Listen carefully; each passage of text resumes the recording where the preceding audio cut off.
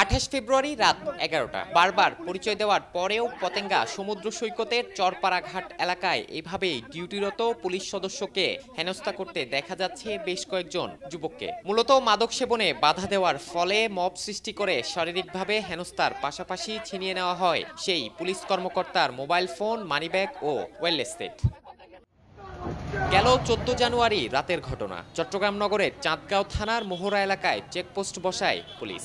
Checkpost চলাকালীন একটি CNG অটোরিকশায় তল্লাশির সময় ওই গাড়িতে থাকা যাত্রীরা দায়িত্বরত পুলিশ সদস্যদের ওপর হামলা চালায় এবং অস্ত্র ছিনিয়ে নেয়। সম্পর্কে সেই দুই যাত্রী মামা ভাগিনা। গত 6 জানুয়ারি পাঁচলাইশ এলাকার ঘটনা এটি। ছেলেকে স্কুল থেকে আনতে গিয়ে বিক্ষুব্ধ জনতার হাতে শারীরিক হেনস্থার শিকার হন নগরের কোতোয়ালি থানার সাবেক ওসি নেজামুদ্দিন। সে সময় মারধর করা হয় সাবেক সেই ওসি নেজামুদ্দিনকে।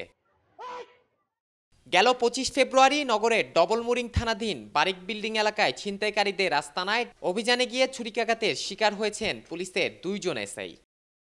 এছাড়া 9 ফেব্রুয়ারি দুপুরে কোতোয়ালি মোড়ে সড়ক আইনে ট্রাফিক পুলিশের মামলা দেওয়ার পর প্রায় 1 ঘন্টা সড়ক অবরোধ করে বিক্ষোভ করে সিএনজি অটোটেম্পোর চালকেরা।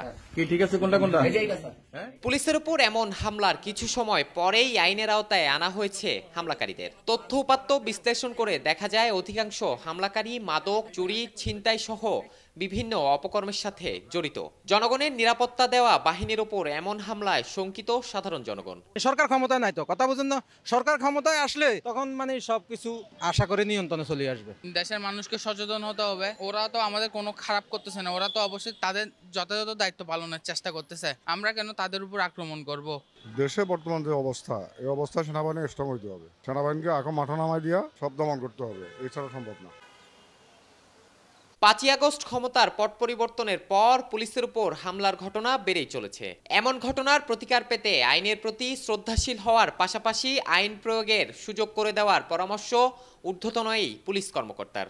তো মাদক সেবীরা এরা হচ্ছে অপরাধী। তো যখনই ল এনফোর্স করতে যায় তখনই হচ্ছে এই ধরনের আক্রমণগুলো শিকার হয় পুলিশ। তো মেসেজটা এই যে যারা ইউনিফর্মে কাজ করে তাদেরকে আসলে আইন প্রয়োগের যে সে আইনের প্রতি শ্রদ্ধাশীল হতে হবে মানুষকে, এবং যারা ইউনিফর্মে কাজ করে সেটা আইন প্রয়োগের সুযোগটা তাদেরকে দিতে হবে, এবং কেউ কিন্তু ছাড় পাবে না। এবং এরা এই লোকগুলোই কিন্তু মাদক সেবী একাধারে মাদক ব্যবসার সাথে জড়িত, এবং ছিনতাই, রাহাজানি, চুরি এগুলোর সাথে কিন্তু এরাই জড়িত, এবং এরাই কিন্তু এখন আইনের আওতায় শক্তভাবে আমরা দেখছি বিষয়গুলো। ক্ষমতার পট পরিবর্তনের পর ঘুরে দাঁড়ানোর চেষ্টা করছে পুলিশ। এ ধরনের ঘটনার মাধ্যমে পুলিশের মনোবল ভেঙে দেওয়ার চেষ্টা করা হচ্ছে। তবে এমন ঘটনা এড়াতে জনগণের সহায়তার পাশাপাশি আইনের প্রতি শ্রদ্ধাশীল হওয়ার তাগিদ পুলিশ কর্মকর্তাদের। খান মোহাম্মদ আব্দুল্লাহ, চট্টলা 24, চট্টগ্রাম।